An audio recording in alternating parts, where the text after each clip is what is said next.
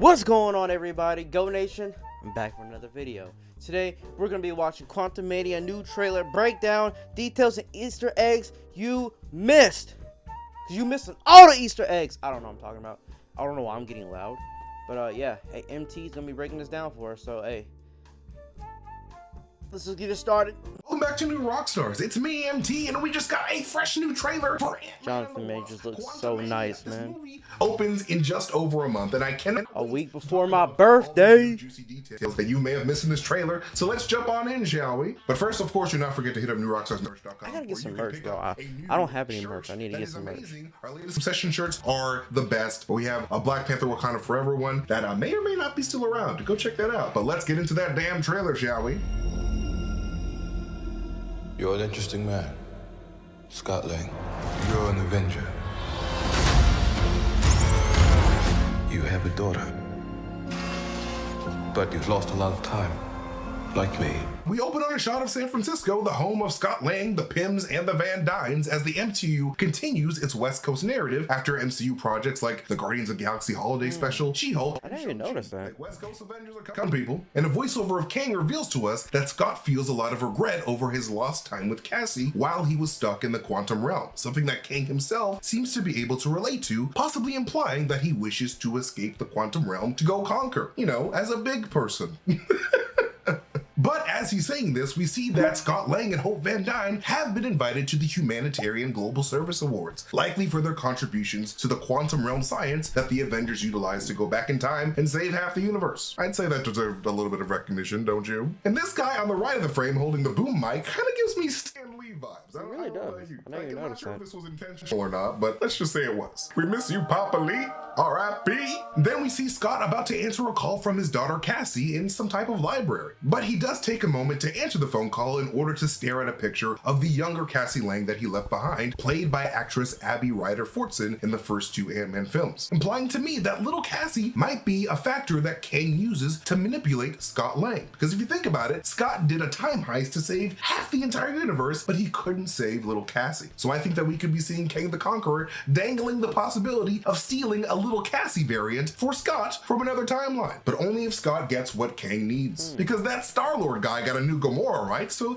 the multiverse has an infinite amount of Scott's tots. Oh my god, that was a horrible episode of The Office. I just got flashbacks. What you gonna do to make a dream come true? And I can see why Scott might be missing little Cassie, because little Cassie didn't have a criminal record, much like is implied when we see teenage Cassie being released from a jail cell. But hey, you know, like father, like daughter, am I right? But much like Scott was imprisoned for trying to undo the fraud of his old employer, VistaCorp, I have a feeling that Cassie might have been arrested for doing a good thing like her dad. I mean, her layers of green and blue over a t-shirt of the planet Earth kind of make me feel like Cassie could be a bit of a teenage eco-warrior and might have been arrested trying to save the planet at a protest gone wrong or something. I mean, the Atlantic Ocean is front and center here, so maybe the emergence of Namor and the Atlanteans during Wakanda Forever affected Cassie to fight against pollution and fight for the Atlantean people. But anyways, moving on, Cassie can be seen wearing the same shirt as she flicks her weird machine on, supposedly sending a signal to the quantum realm like she says in the last trailer. And as that blue glowing ball of light floats in the air, you can notice that there is a keyboard connected to the console, which is how I'm assuming Cassie has been able to chat with whoever she's been signaling in the quantum realm. She's chatting with strangers on the internet. A stranger that could quite possibly have been the big-headed MODOK, who was revealed to be none other than Darren Cross in the MCU a little bit later in the trailer, who apparently survived after having his body crushed and shrunk into oblivion in the most gnarly and freaking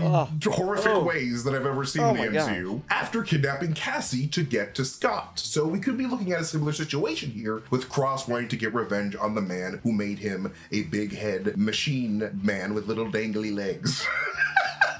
This, of course, is not MODOK's origin in the comics, as MODOK is originally the scientist George Tarleton, who was mutated by AIM to become their mental organism only designed for computing complicated nerd shit. Until MODOK went crazy and became the mental organism only designed for killing instead of computing. So, you know, turn that C into a K and you're gonna be dead today. Ho ho ho! Just made that up. I got a big head like MODOK. But my big head gang brother Tommy Bechtold has an excellent explainer on just who MODOK is, so you should check that out if you haven't. out. But anyway, since we know that Darren Cross has been getting more and more crazier due to his exposure to his own shrinking radiation, having Cross substitute for Tarleton in the MCU doesn't make sense here. But I am very glad that they ended up giving him a mask with a more comic accurate face on it, because seeing a big human face is very jarring, and I don't think I can look at that for 2.5 hours, if I'm honest with you. So it's quite disgusting. Everyone says that it looks like George Lopez in Shark Boy and God, Girl. it does. I'm gonna have to agree with you. Not that it looks bad, it's just, you know, just jarring. Yeah, but moving on, fine. we can also see that the room that they're in is filled with machines and what appears to be a luminescent ant farm to the right of the glowing ball, which can be seen better as everything gets sucked into the vortex. And it appears that Cassie was working to carry on the family business, but unfortunately, thanks to Kang, there's been some downsizing. But let's keep watching.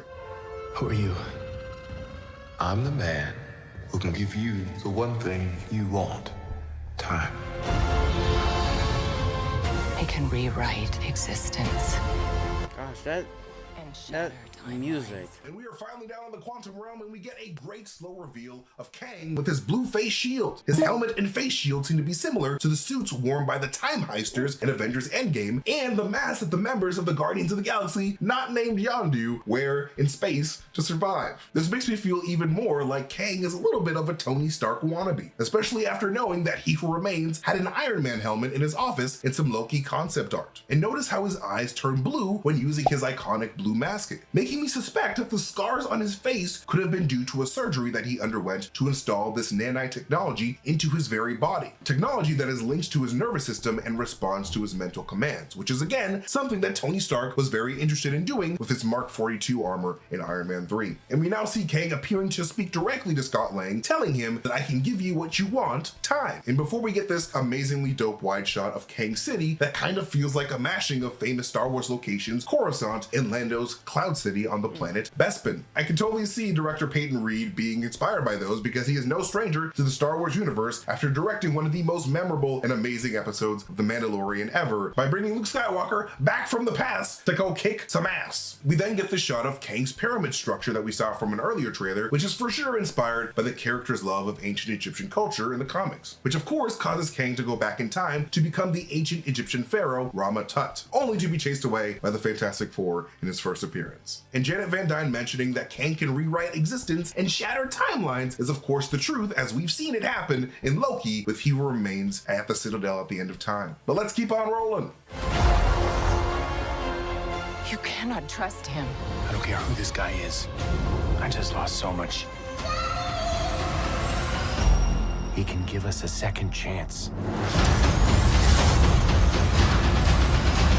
And Scott Lang apparently has the ability to make clones of himself in this movie, like some sort of Paul Rudd Naruto hybrid man, which is a pretty cool skill to have, especially when it's going to come in real use in this movie, as he assembles a massive army of Ant-Man to rush towards this strange yellow glowing energy source and building a tower of Ant-Man clones to reach it, much like ants stack on top of each other in real life to make these weird Eiffel Tower formations to reach things and like help other ants get to different places and whatnot. It's actually pretty interesting, and I like this imagery that they use. And as Kang and Darren Cross MODOK lead Scott and Cassie towards this cliff, you can see them emerge from a blue portal from what looks like Kang's base. A portal that looks suspiciously similar to the portals made by the Tesseract whenever beings like Thanos used it to instantaneously travel. I mean, since both Howard and Tony Stark were Tesseract scientists who used Tesseract power to power all their technology, and Kang seems to be a Tony Stark superfan for the future, I can definitely see Kang possibly using their research to learn how to unlock the ability to make portals that can go anywhere that he wants, as well as power the technology within his suit and the suits of his soldiers. And with a partner like MODOK, who was literally made in the comics to study the cosmic cube, I can see MODOK helping Kang master this Tesseract energy source portaling technology. And when Scott and Team Cassie hug, you can see these strange red crystals in the background, which sort of remind me of the red crystals that can be seen in Dormammu's realm of the Dark Dimension. I wonder if there's like some type of dark connection there. Let me make this easy for you.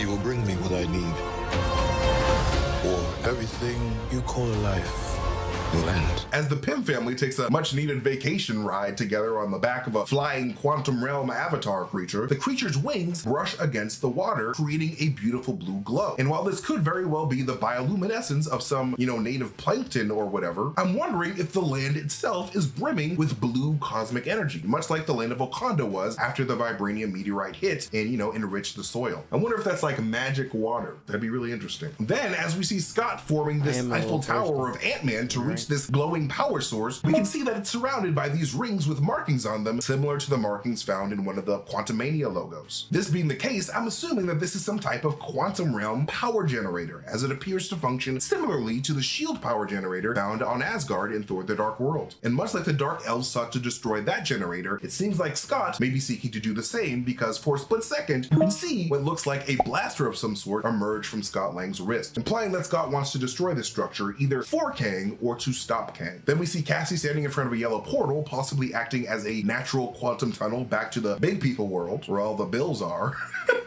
But the cracks around the edges make me feel like this could possibly be related to the cracks in the veil from Miss Marvel. And then Scott and Hope share the classic Clint and Natasha forehead touch, but the last time that happened, one of those two died, so it's not looking good for your boy Scott, especially as he gets his ass beat thoroughly by the end of the trailer. This is all my fault. You may not want her to watch this. We had a deal. You thought you could win. Then, as Kang is looking out into the horizon, it looks like he's watching one of his blue glowing ships being shot down by a green glowing ship, presumably Team Ant-Man. And as Kang's fleets of ships take off, I couldn't help but notice how the blue convex design of the ship's windows look similar to the rounded blue helmets of Kang's soldiers, possibly implying that both the ships and the soldiers are similarly designed pieces of technology, with his army being a robot army similar to, Tony Stark's Ultron program, or the Ultron bots in the Illuminati headquarters. And if Avengers Kang Dynasty is on the way, as is implied by the trailer's use of the words "a new dynasty," the Avengers are going to need an army of aliens, monsters, or robots to smash, because Disney cannot have the Avengers slaughtering actual human beings. Not since that whole Scarlet Witch fiasco. And then Kang makes his assault on this red foresty area in the quantum realm that could possibly be this area from the first trailer, and could possibly be where those red crystals from earlier came from during that Lang family hug. But I have a feeling all that red could imply the presence of chaos energy being a factor, especially considering how Scott's clones unravel similarly to how Mantis and Mr. Fantastic unraveled due to the red energy users in both Avengers 3 and Doctor Strange 2. And if this is the case, I have a feeling that this army of Scotts could be a result of chaos energy probability magic, with Scott generating a clone that pops up whenever he needs to make a choice. So if, for instance, Scott has the options of going either left or right, a clone will pop up that allows him to do both at the same time. But anyways, before Scott is able to go through this yellow portal like Cassie was about to earlier in the trailer, it seems like Kang blasts him away and gives him that beatdown that we see at the end of the trailer, symbolically stomping on Scott like a man would stomp on an ant, harkening back to what Nick Fury said to Loki in Avengers 1, Ant. boot. But not before we see a glimpse of Cassie in her purple suit doing a dramatic hero jump and dangling off of an edge that reveals a futuristic cityscape of the quantum realm, very similar to that of the Sovereign Race, as Baby Groot nearly falls off the edge to his death. And we get another look at MODOK, who has two laser cannons jutting out of the sides of his chair, kind of like Cross's Yellow Jacket armor had laser arms as well. I don't have to win. We both just have to lose. Sorry, Cassie.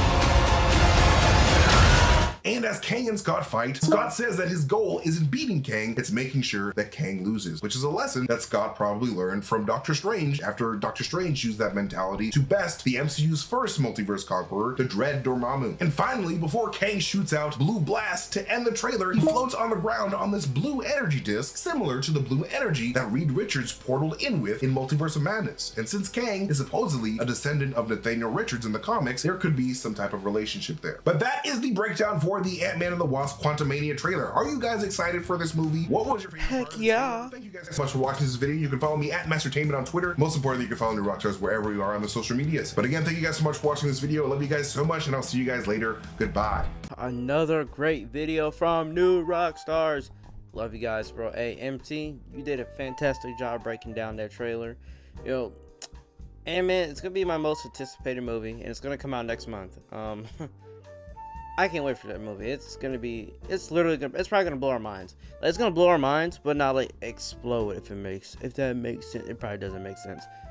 Everybody thinks that it's gonna be like an Avengers type movie. It's gonna be big, but not that big. Okay, no crazy cameos. I know people have been talking about they want cameos in this movie. I think people are saying Fantastic Four is gonna be in this movie. I don't think so. I'm gonna be honest with you. No, after Multiverse of Madness, I've just stopped caring about a whole bunch of cameos. What? English, tough, bad. Anyways, after Multiverse of Madness, I've just stopped caring about cameos. Just want to be more focused on what the movie is and if it's going to be a good movie or not. Okay? Anyways, guys, don't forget to hit the like and subscribe button. Leave a comment or two. You already know what to do. Go Nation. We out this thing, cuh.